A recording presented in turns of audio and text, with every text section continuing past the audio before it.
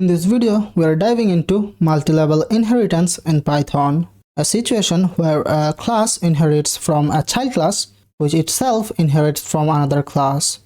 Think of it as a family chain. For example, grandparent to parent to child. Okay? So let's understand how it works and how Python handles this layered hierarchy.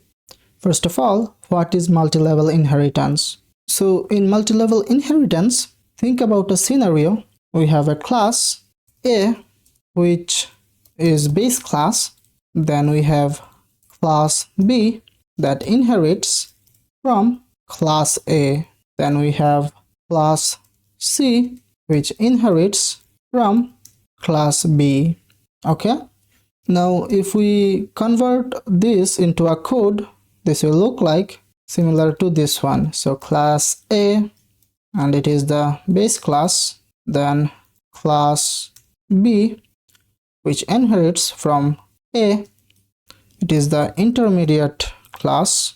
Then we have class C, which inherits from class B, and it is the final child. Okay, so I hope you understood the concept. Let me comment this out and let's see a more realistic example. Let's say we have a class called grandparent or grandfather actually. There we have a method called property, and that prints land and house.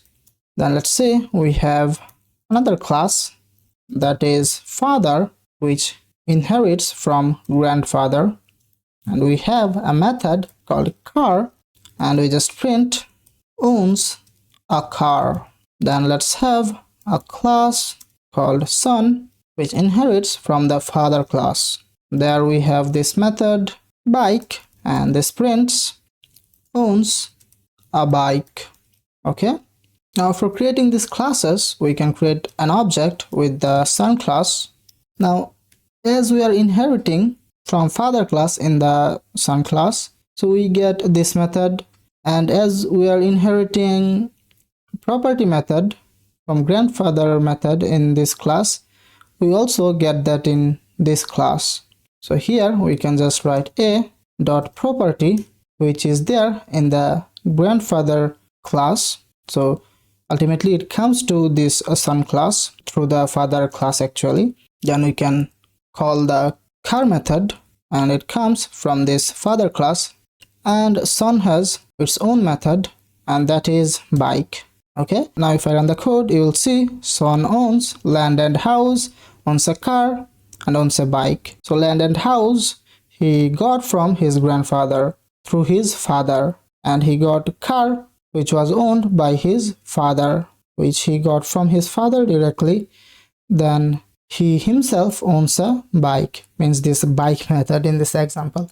So ultimately son inherits from father, who inherits from grandfather. So son has now access to everything from both father and grandfather. This is called multi-level inheritance, which is 3 levels deep. So if you ask what happens behind the scenes, the answer would be when you create an object of the child class, as we are doing this here, Python searches the method in the child class son. Okay, if not found, it looks in the parent class, which is father.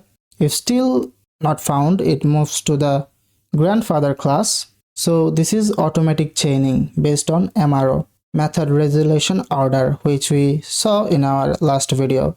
Again, if you write the print statement, and then if you write son dot underscore underscore MRO underscore underscore, and if you run the code, you will see that son is the leftest position. So first it will search for property method in the son class. When it would not found that here, it will go to the father class. When Python does not find that here also, it goes to the grandfather class and sees that the property method is available, and it executes that. Okay, and when you call the car method, first it goes to the son class. As you can see, son class is at the first position, so it does not find the car method here. So it goes to the father class and finds the car method.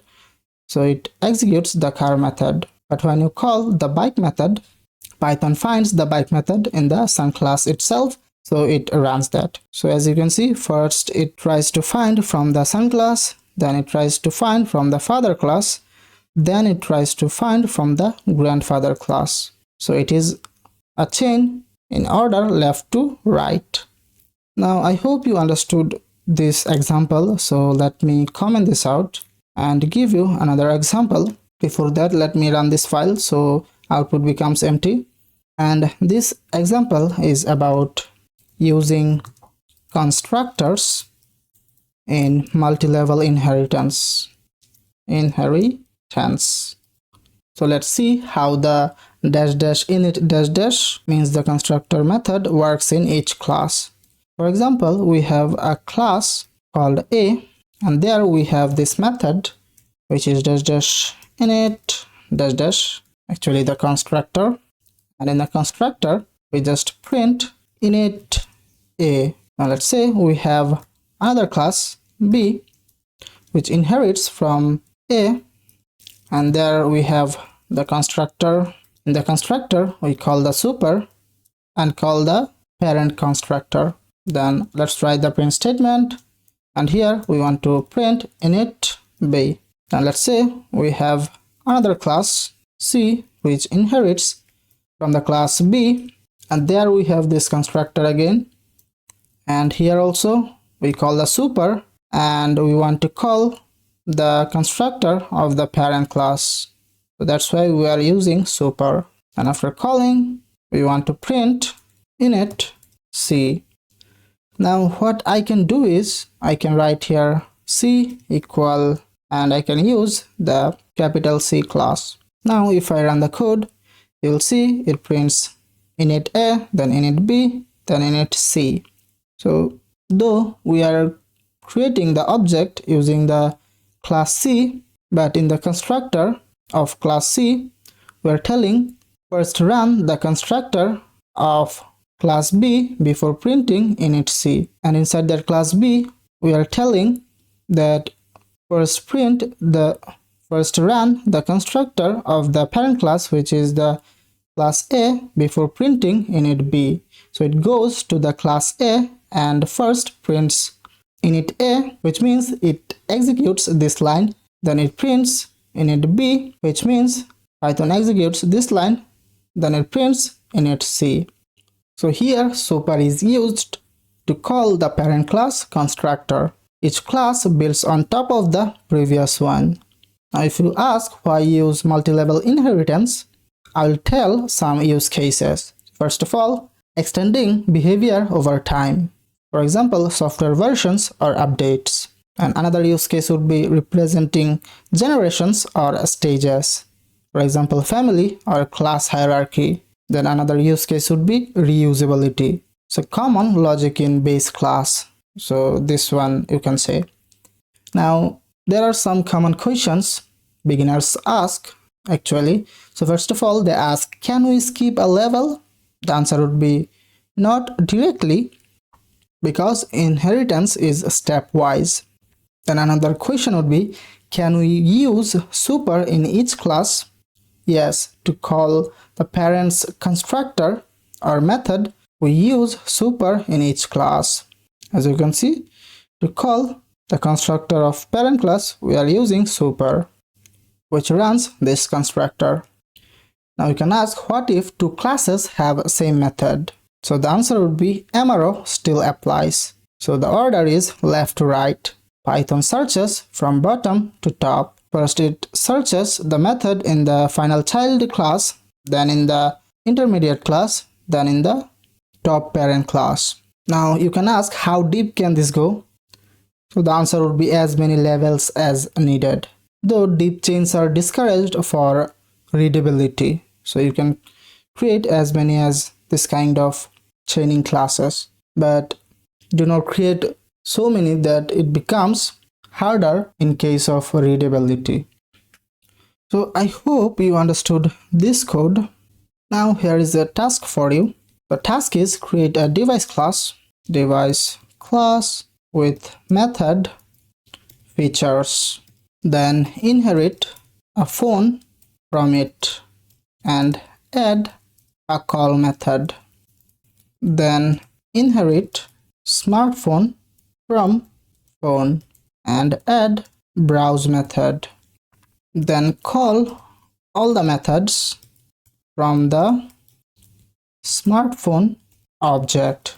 Now pause the recording and try to solve this on your own. Have you done that? If yes, it is great. If not, let's solve this together. So I'll go faster this time because we have understood many things. Otherwise, if I keep, then this video will become so much longer. So I'll go faster this time. First of all, we have a class device which has a method features, and we print there a string which is basic device features. Okay, then we have a class phone and that inherits from device, and here we have a method called call and we print this can make calls. Then let's say we have another class smartphone which inherits from the phone class, and we have a method browse and we print in that method can browse internet. Now let's create an object sp with the smartphone class. So the smartphone inherits from phone class and phone class inherits from device class. So ultimately this smartphone class will get this method and this method as well. So here we can call sp.features method from the device class, then we can call sp.call method from the phone class, and ultimately we can call the browse class from the smartphone class itself. Now if I run the code, you'll see it prints basic device features from here, then it prints this can make calls from the phone class, then it prints can browse internet from the smartphone class itself. So that wraps up multi-level inheritance. It's an easy way to extend functionality step by step. In the next video, we'll explore hybrid and hierarchical inheritance, where things get more interesting with multiple paths. So see you there.